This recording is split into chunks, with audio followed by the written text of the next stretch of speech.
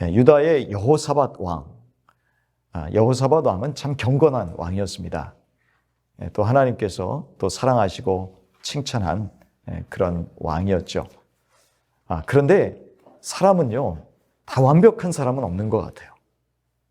우리 여호사밧 왕이 하나님께 이제 그 책망을 듣는 그런 일이 있습니다. 왜 책망을 들었느냐 하면요, 여호사밧이 아합과 연합했기 때문에 그렇습니다. 아합은 이스라엘 왕들 중에서도 가장 악독한 왕입니다. 특히 그 아내 이세벨과 결혼을 해서 열심히 바알과 아세라를 섬겼던 그런 왕입니다. 그런 왕을 따라서 또 이스라엘 백성들도 많은 그 산당에서 바알신을 섬기게 만든 장본이기도 하죠. 그런데 경건한 여호사밧 왕이 그 아합 왕과 사돈 관계를 맺었단 말이죠. 그러니까 자기 아들을 그 아합의 딸과 결혼시킨 거예요. 우리가 자녀들도 나쁜 친구들과 사귀면 참 마음이 안 좋죠.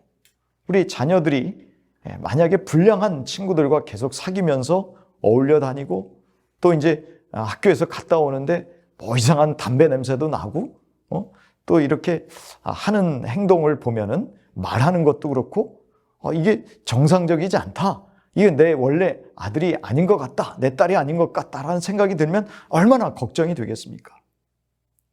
물론 여호사밧 왕이 우상 숭배에 빠지지는 않았습니다만, 그러나 하나님은 하나님을 잘 섬기지 않고 오히려 하나님을 섬기지 않고 우상을 숭배하는 사람, 그런 악한 사람과 가까이 하는 것을, 친교하는 것을 좋아하시지 않습니다. 그래서 그것을 알아야 됩니다.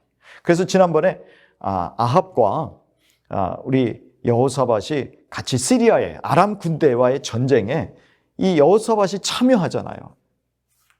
그래서 죽을 뻔했어요. 그리고 돌아왔어요.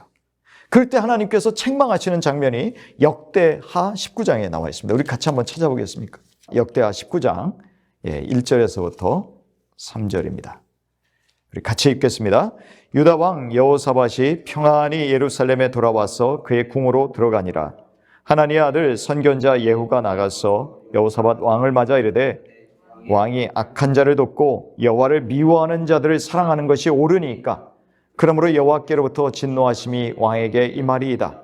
그러나 왕에게 선한 일도 있으니 이는 왕이 아살의 목상들을 이 땅에서 없애고 마음을 기울여 하나님을 찾음이니이다 하였더라. 아니, 마음을 기울여 하나님을 찾는 그런 사람이 어떻게 하나님을 미워하는 사람, 우상을 숭배하는 사람, 이런 사람과 가까이 할 수 있습니까? 책망받는 거죠. 그런데요, 이렇게 한번 책망을 받으면 정신 바짝 차려야 되는 건 아니겠습니까? 근데 오늘 또 무슨 장면이 나오냐면 여호사밧 왕이 그 아합 왕의 아들이 아하시아라는 왕이 있었어요. 근데 그 아하시아라는 왕은 한마디로 아버지를 따라서 그대로 우상을 숭배했던 왕이었습니다. 그 자기가 병들었을 때에 다락에서 떨어졌거든요. 난간에서 떨어졌을 때에 하나님께 묻지 아니하고 바알세붑에게 물으러 자기의 사신들을 보낸 왕입니다. 그때 바로 하나님이 심판을 선언하시죠. 엘리야를 통해서. 너는 네가 올라간 침상에서 너는 죽을 것이다. 그래서 그 아하시아 왕이 죽었어요. 아합의 아들. 근데 그 아하시아가 2년 만에 죽었거든요. 자기 후사가 없이 죽은 거 아니에요. 그런데 또 다른 아합의 아들인 여호람이라는 사람이 왕이 된 것입니다. 근데 그 여호람이라는 사람이 왕이 되었을 때에 모압 사람들이 반란을 일으켰어요. 원래 모압이 말하자면 그 이스라엘의 식민지였단 말이죠. 그러니까 여기에 보니까 모압의 왕 메사가 그 10만 마리, 순양 10만 마리 합쳐서 20만 마리의 털을 이스라엘 왕에게 조공으로 바쳤는데 이제 나는 아합 왕이 죽고 나서 안 하겠다. 그렇게 이제 배반한 것이죠. 그랬더니 여호람 왕이 그러면 다시 이들과 전쟁해서 내가 이들을 내 수하에 복속시키겠다라는 어떤 그 결심을 가지고 이제 전쟁을 일으킵니다. 그런데 거기에 누구를 끌어들이냐면은 여호사밧 왕을 끌어들이는 거예요. 그런데 여호사밧 왕이 과거에 책망을 들었잖아요. 그러면은 이번에는 가면 안 되는 거죠. 그렇지 않습니까? 네. 여러분, 한번 하나님께서 말씀하시면 그걸 제대로 알아듣고 다음부터 똑같은 짓을 벌이면 안 됩니다. 하나님께서는요, 우리의 마음을 살펴보세요. 하나님 말씀에 순종하는지 안 하는지를 우리의 마음속을 들여다보시는데, 우리가 하나님 한번 경고하세요. 또 한번 큰 일을 치렀어요. 내지는 내가 불순종해서 어려움을 겪었어요. 그러면 그 다음에는 정신 차리고 안 하는 게 정상이죠. 근데 오늘 보니까 어떻습니까? 이 여호사밧이 또 간단 말이에요. 아마도 여호사밧 왕도 모압 왕을 또 쳐야 될 이유가 있었는지도 모르겠어요. 외교적으로.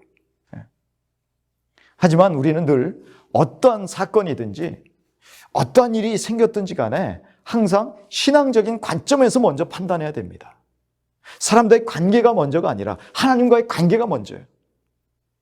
하나님이 어떻게 보실까? 나의 행위를 어떻게 보실까? 이걸 가지고 판단해야 되는 것이죠. 여호사밧 왕이 여호람이 딱 요청을 하니까 우리 같이 군사작전을 펴서 모압을 박살냅시다. 그랬더니 하나님 앞에 여쭤보지도 않습니다. 여러분 한번 같이 보실까요? 7절의 말씀입니다. 7절의 말씀 같이 한번 또 읽겠습니다.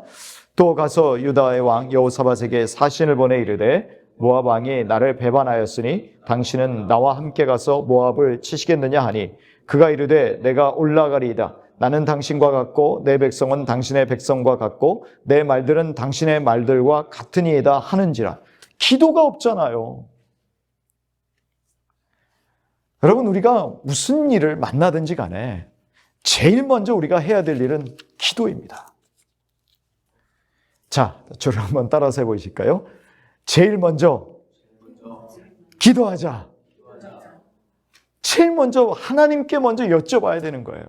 내가 결정하기 전에, 판단하기 전에, 내가 어떤 일을 실행하기 전에.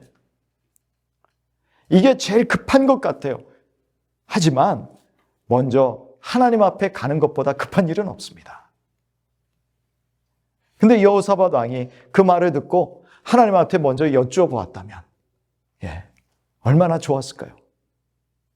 근데 참 하나님께서는 모든 사람을 완벽하게 또 이렇게 완벽한 사람이 되게 하시지는 않은 것 같아서 한편으로는 우리에게도 위로가 되는 거죠. 야, 이렇게 경건한 왕 여호사밧 왕도 실수할 때가 있네. 근데 이러한 하나님 앞에 여쭙지 않고 내 마음대로 결정하게 되면 반드시 대가를 치르게 된다라는 사실입니다. 자, 그래서 군사작전을 펴고 이제 에돔과 함께, 에돔은 아마 그 당시에 유다의 그 수하에 있었던 것 같아요. 유다가 식민지로 이렇게 점령하고 있었던 지역이 에돔인데, 어쨌든 북쪽에 이스라엘, 그리고 남쪽에 유다, 그리고 에돔, 이 삼국 군대가 연합작전을 펴서 모압과 전쟁하기 위해서 내려가고 있었다라는 것입니다. 자, 9절의 말씀을 보실까요? 그런데 이러한 일들이 벌어집니다. 9절의 말씀 우리 같이 읽겠습니다. 이스라엘 왕과 유다 왕과 에돔 왕이 가더니 길을 둘러간 지 7일에 군사와 따라가는 가축을 먹일 물이 없는지라. 어려움을 겪게 된 것입니다. 자, 우리는 항상 하나님 앞에 먼저 묻고 갈 때에도 물론 어려움을 겪을 수 있습니다. 그렇지만 우리가 하나님께서 먼저 허락하신 길을 가게 될 때에는 두려움이 없거든요. 하나님께서 이 길을 허락하셨기 때문에 인도하실 것이다라는 담대함을 가지고 가게 됩니다. 그러나 하나님께서 함께 하시지 않는다, 함께 하신다라는 어떤 확신이 없이 갈 때는 이러한 어려움을 겪게 됩니다. 자, 그랬더니 갑자기 당황하게 되는 것이죠. 자, 10절의 말씀을 우리 같이 한번 읽어볼까요? 이스라엘 왕의 반응입니다. 이스라엘 왕이 이르되 슬프다, 여호와께서 이 세 왕을 불러 모아 모압의 손에 넘기려 하시는도다 하니. 이게 웬 말입니까? 아니, 하나님한테 언제 자기가 여쭤봤어요? 경건한 여호사밧 왕도 하나님께 기도해보지도 않았어요. 이스라엘 왕 여호람은 말할 것도 없죠. 하나님께 여쭤보지도 않고 자기 마음대로 결정해놓고 지금 뭐라고 얘기해요? 하나님이, 여호와께서 이 세 왕을 불러 모아 모압의 손에 넘기려 하시는도다. 자기들이 결정해놓고는 뭐예요? 하나님 탓을 하고 있단 말이에요. 이게 우리의 모습이에요. 우리도 자기 모든 것을, 우리의 모든 결정, 결단을 그냥 자기 머릿속에서 나온 대로 다 해놓고 하나님께 상의하지도 않고 그냥 옆에 있는 분들하고 또는 가족들하고 다 상의해놓고는 그 다음에 어려움이 닥치면 뭐예요? 하나님 왜 이러세요? 왜 나한테 이런 어려움을 주세요? 이런단 말이에요.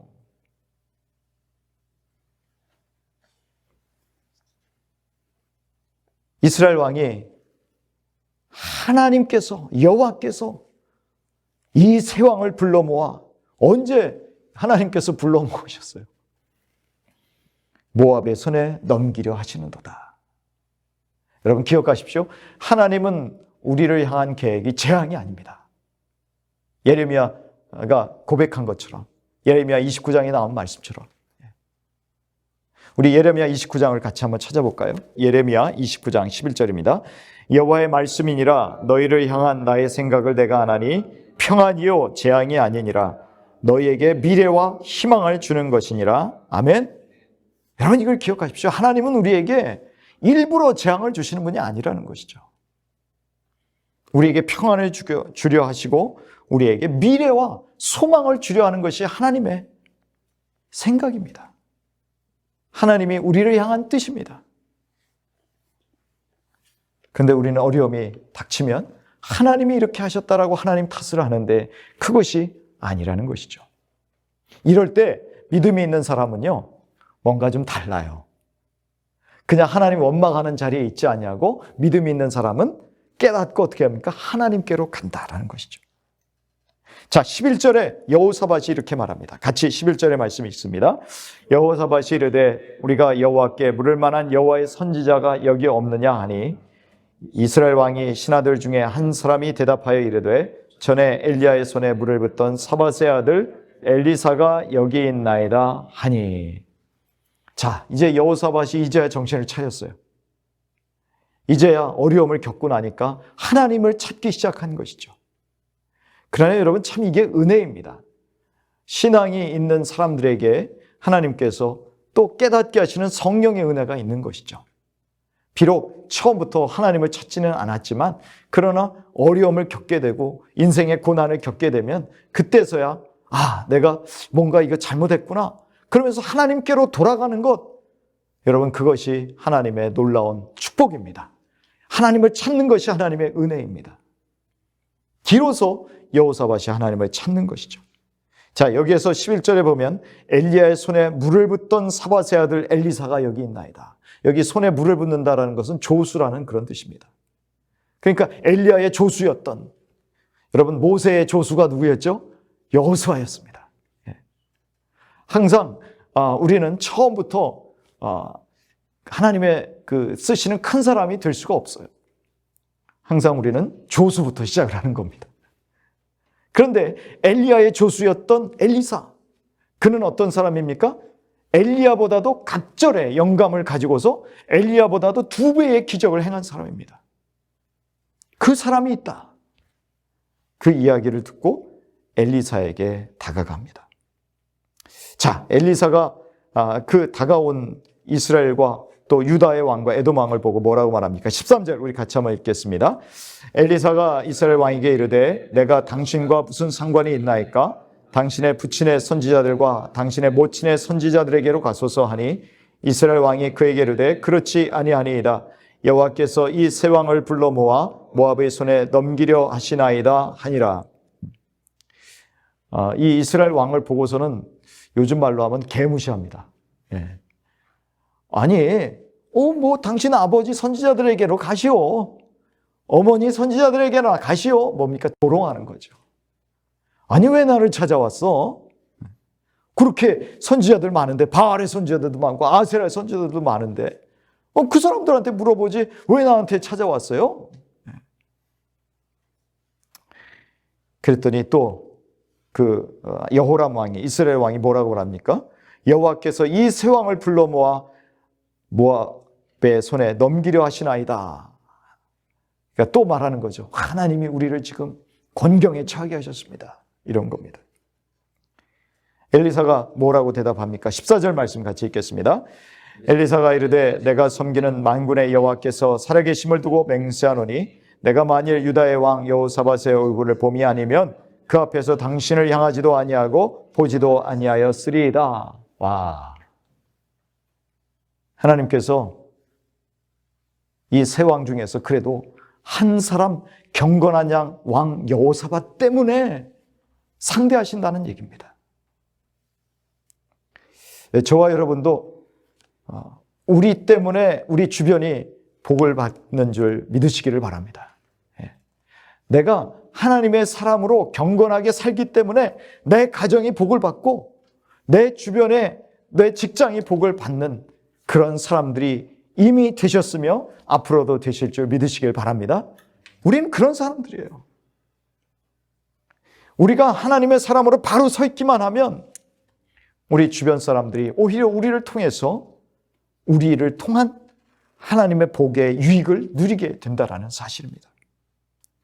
여호사밧 한 왕 때문에 하나님께서 이제 이스라엘을 또는 유다를 또는 에돔의 그 세 군대를 구원할 계획을 말씀해 주신 것이죠. 15절에 보니까 검은 고를 탈 때에 하나님의 음성을 듣습니다.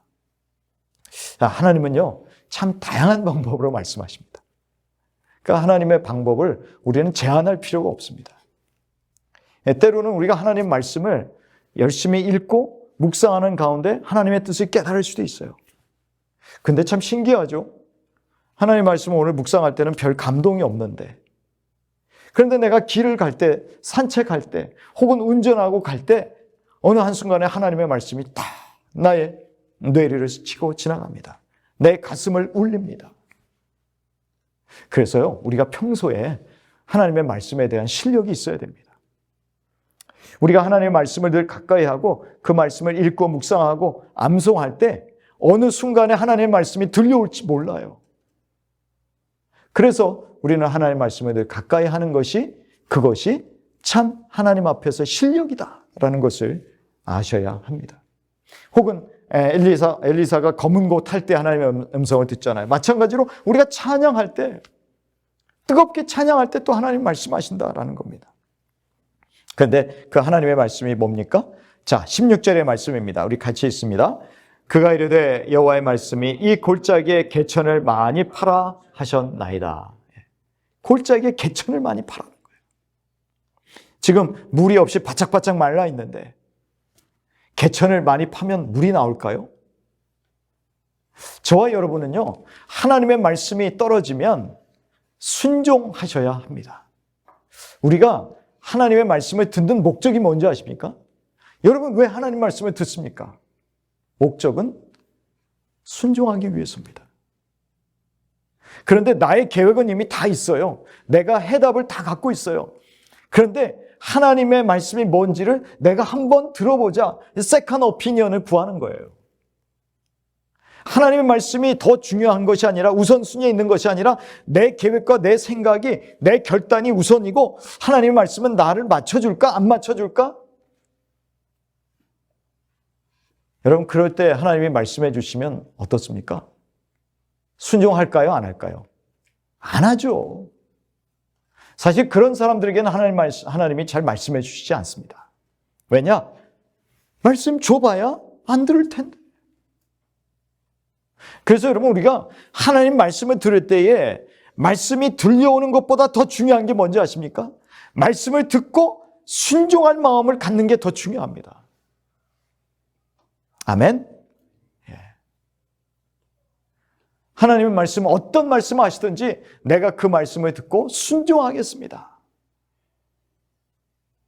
그럴 때 하나님께서는 우리에게 말씀을 잘 들려주세요.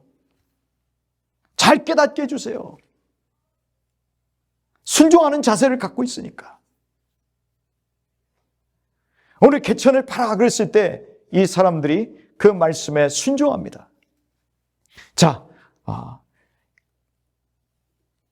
하나님께서 약속하시기를 개천을 파면 너희 가축과 짐승이 마시는 것뿐만 아니라 또 더 놀라운 은혜도 주십니다. 우리 18절, 19절 같이 한번 읽겠습니다.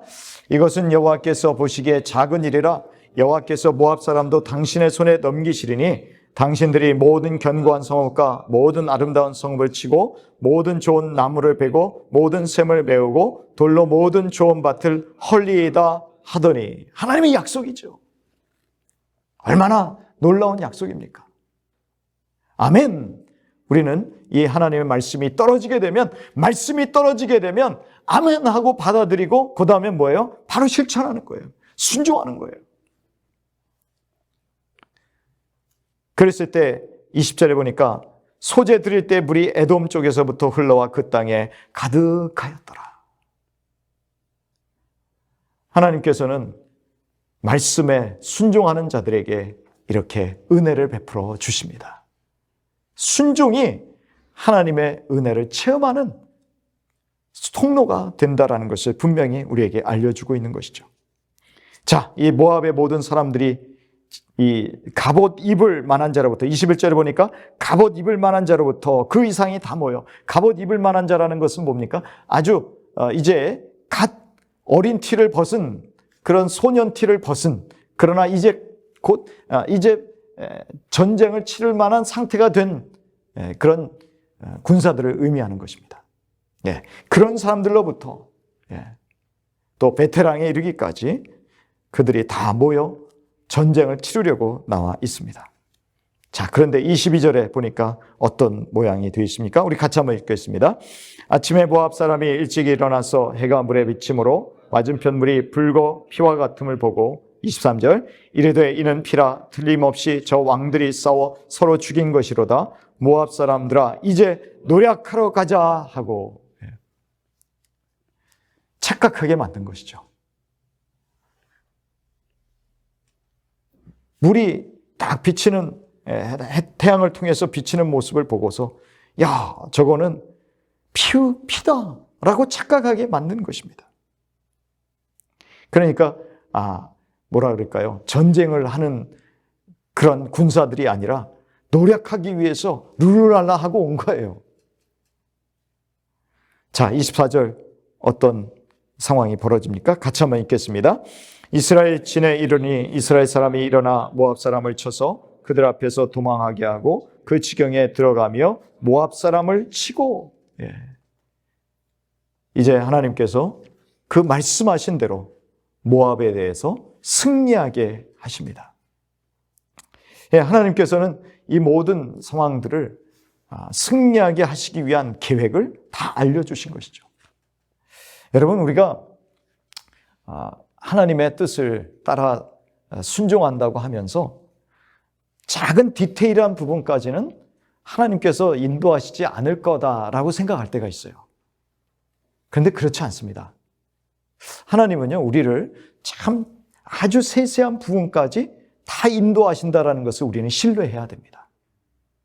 그래서 하나님의 뜻을 구할 때 하나님 그 정도만 하시면 됐어요, 이 다음부터는 내가 할게요 라고 하기보다는 하나님 이 다음 스텝은 뭡니까? 여기까지 왔어요? 그러면 그 다음에는 어떻게 해야죠? 이렇게 하나님과 동행하는 삶이 필요한 거예요. 그럴 때 하나님께서 뭐예요? 세심하게 인도하십니다. 하나하나 말씀하시면서 인도하십니다. 하나님께서 승리를 주시는 이 모든 일들을 가만히 보면 말씀대로 이루어지잖아요. 말씀대로. 이 모압 왕이 자기가 도저히 못 당하게 됐으니까 26절에 보면 군사 700명, 아마 특공대였던 것 같아요. 그래서 돌파해서 에돔 왕에게로 가고자 했습니다. 근데 왜 에돔 왕에게로 가고자 했을까? 아마도 에돔 왕은 자기 편을 들어주지 않을까? 막 그렇게 착각했는지도 모르겠어요. 왜냐하면 에돔이나 모압이나 다 이스라엘이나 유다의 식민지 신세잖아요. 그러니까 다 조공을 바쳐야 되는 신세니까 아마 우리끼리는 서로 연합할 수 있을 것이다, 뭐 그런 착각을 했을 수도 있죠. 그런데 그 특공대 작전도 여의치가 못했습니다. 그랬을 때 어떤 일을 벌입니까? 우리 27절에 같이 한번 마지막 절 읽겠습니다. 이에 자기 왕위를 이어 왕이 될 맏아들을 데려와 성 위에서 번제를 드린지라 이스라엘에게 크게 경노함이 임함에 그들이 떠나 각기 고국으로 돌아갔더라. 자, 이 모압의 신이 그모스라는 신이죠. 그러니까 이 모압의 그 특징이 뭐냐면 인신제사거든요. 인신제사. 하나님이 제일 가증히 여기는 가나안의 풍습 중에 하나가 뭡니까? 사람을 제물로 드리는 거잖아요. 근데 하다 안 되니까 어떻게 해요? 금오스 신에게 자기 맏아들을 갖다가 인신제사를 드리니까 죽여서 태워서. 그랬을 때 여기에 기록된 게 뭡니까? 이스라엘에게 크게 경노함이 임하매. 이제 여기에 대해서 해석이 분분합니다. 여러 가지 해석이 있어요. 근데 가장 아마 합리적인 해석이라고 보면은 이 인신제사까지 드리는 이 상황에 대해서 하나님께서 경노하셨다는 거예요. 그런데 그 경노함이 이스라엘에게 경노한 건 아니겠죠. 왜냐하면 누가 제사를 드립니까? 모압 왕이 드린 건데, 모압 왕이 자기 아들을 금오스에게 드린 인신 제사를 드린 것이었기 때문에 이 상황은 하나님께서 모압에게 경노하신 것이다라고 그렇게 봅니다. 그러니까 하나님께서 이미 경노하셔서 모압에게 어떤 재앙을 내리시는 이러한 상황이 벌어졌기 때문에 이스라엘 백성이 더 이상 전쟁할 필요가 없는 거죠.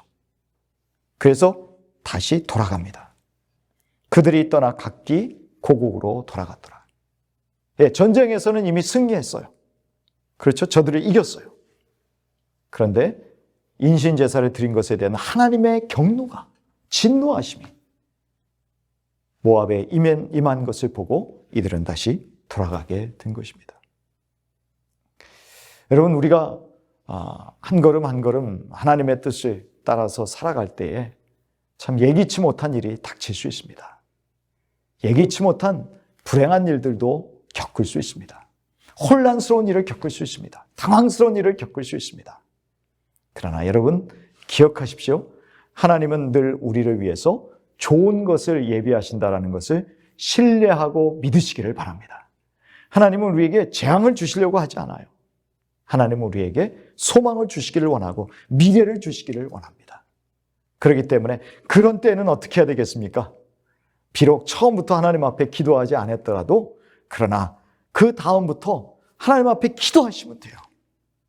당황하지 말고 하나님 앞에 나와서 무릎 꿇고 하나님, 내가 처음부터 하나님께 여쭤보지 않고 이런 일을 겪게 되었는데 하나님 죄송합니다. 그러나 어떻게 해야 되겠습니까? 하나님 불쌍히 여겨 주십시오라고 기도하는 자리에 나가시면 하나님께서 반드시 응답해 주실 줄 믿습니다. 하나님께서 말씀해 주실 줄 믿습니다. 그러면 그 다음부터 뭐예요? 하나님 말씀대로 순종하며 살아가면 되는 거예요. 그렇게 되면 오늘도 모압에게 승리를 주셨던 것처럼 우리에게도 승리를 주실 줄 믿습니다. 구하는 자에게 반드시 승리를 주셔요. 또한 순종하는 자에게 반드시 승리를 주세요. 어떠한 방식으로든지 하나님은 자기를 찾는 자들에게 은혜를 베푸시는 분이다 라는 것을, 능력을 베푸시는 분이다 라는 것을 기억하시고 오늘도 하나님 앞에 한 걸음 한 걸음 그 보좌 앞에 나아가실 수 있는 저와 여러분 되시기를 간절히 축복합니다. 그래서 승리하실 수 있는 저와 여러분이 되시기를 주님의 이름으로 축원합니다.